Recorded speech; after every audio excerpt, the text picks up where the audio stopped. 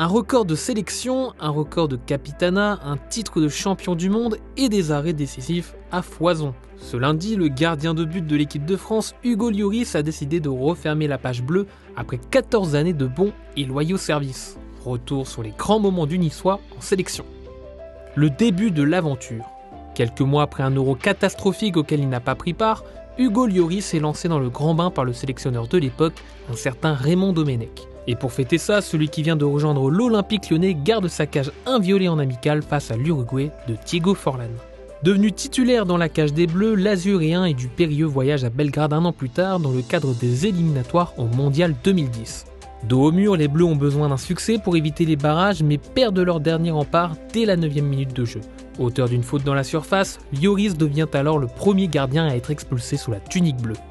Un épisode qui ne casse pourtant pas l'ascension du dernier rempart français. 2 mois après Belgrade, ce dernier se mue en sauveur de la nation lors des barrages aller et retour contre l'Irlande.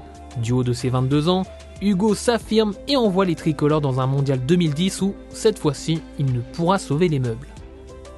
Quelques mois après le fiasco sud-africain, le Lyonnais est l'un des rares à conserver la confiance de la fédération et du nouveau sélectionneur Laurent Blanc. Ce dernier lui confie même le premier de ses 121 brassards de capitaine lors d'un match amical à Wembley face à l'Angleterre.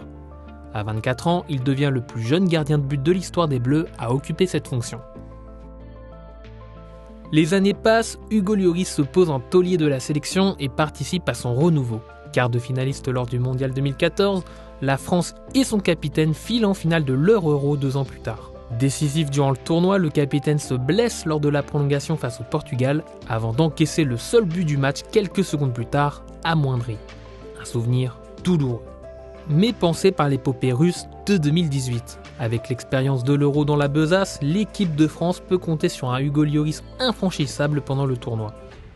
Plusieurs arrêts de haute volée permettent aux Bleus d'atteindre à nouveau la finale et cette fois-ci de l'emporter face à la Croatie.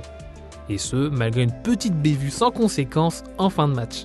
Après Deschamps en 98, le gardien devient le deuxième capitaine français de l'histoire à soulever le prestigieux trophée.